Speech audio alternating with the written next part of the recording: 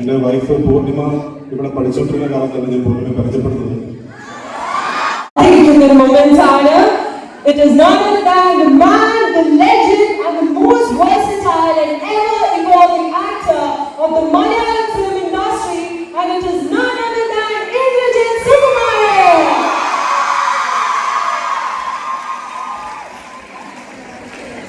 Hello everyone.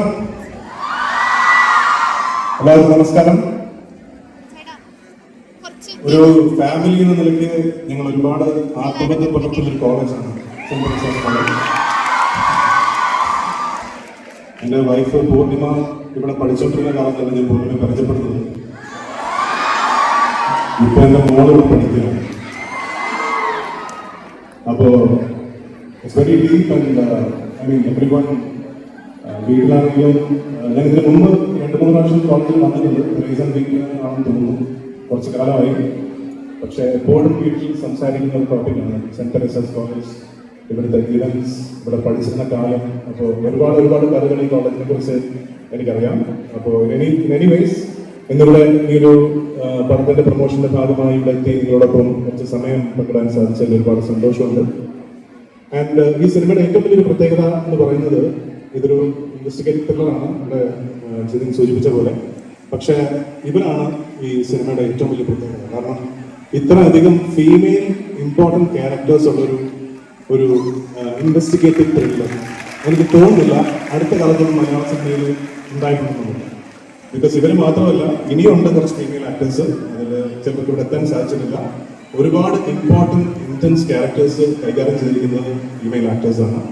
And that's a wonderful thing, and that's very different. That is the number one difference from what the other thrillers are.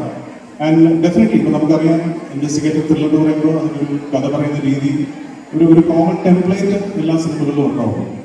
കുറച്ച് കൊലപാതകങ്ങൾ നടക്കുന്നു, അതിന് investigation parallelly പോകുന്നു. പക്ഷേ തീരം എവിടെയാണ് different ആവുന്നതെന്ന് ചോദിച്ചു കഴിഞ്ഞാൽ ഈ ഇൻവെസ്റ്റിഗേഷൻ കാണിക്കുന്ന ഒരു രീതി, അല്ലെങ്കിൽ അത് പ്രസന്റ് ചെയ്യുന്ന രീതി വിഷ്വലി വളരെ ഡിഫറെൻ്റ് ആണ്. ആൻഡ് ഇതിൻ്റെ ബാക്ക് സ്റ്റോറി, അല്ലെങ്കിൽ ഇതിൻ്റെ കാരണം, എന്തുകൊണ്ടാണ് ഇതൊക്കെ സംഭവിച്ചത്, അല്ലെങ്കിൽ ആരൊക്കെയാണ് ഇതിൻ്റെ പറയുക എന്ന് പറയുന്ന ഒരു കഥ എനിക്ക് തോന്നുന്നില്ല മലയാളി പ്രേക്ഷകർക്ക് വളരെ സുപരിചിതമായ ഒരു മേഖലയാണെന്ന് എനിക്ക് തോന്നുന്നില്ല. It's very different.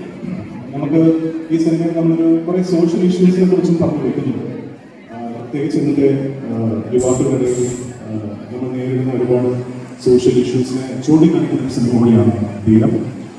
അത് കാരണം ബാധിക്കപ്പെടുന്ന യുവാക്കൾ, എന്നാൽ ഇൻഡയറക്ട്ലി ബാധിക്കപ്പെടുന്ന മറ്റു ചില ആൾക്കാർ, അങ്ങനെ ഒരുപാട് പേരുടെ കഥ പറയുന്ന ഒരു സിനിമയാണ് തീരം. So we try to make it very entertaining for you ആൾ.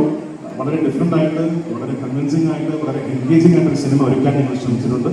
ഇവിടെ എല്ലാവരും സൂചിപ്പിച്ചതുപോലെ it's releasing on December 5th. അതിന് തന്നെയല്ല, ഇതിനെപ്പോലെ തന്നെ ഒരുപാട് ടെക്നിക്കൽ ക്രൂവിൽ ഒരുപാട് ആൾക്കാർ, പുതിയ ആൾക്കാരാണ്. അവരുടെയൊക്കെ ആദ്യത്തെ സിനിമയാണ് തീരം. So on that regard, definitely as a group, as a college, we expect your support for this film. എല്ലാവരും ഈ സിനിമ December 5th റിലീസ് ചെയ്യുമ്പോൾ തിയേറ്ററുകളിൽ തന്നെ പോയി കാണണം എന്ന് അഭ്യർത്ഥിക്കുന്നു. സപ്പോർട്ട് ചെയ്യണമെന്ന് അഭ്യർത്ഥിക്കുന്നു. Thank you very much.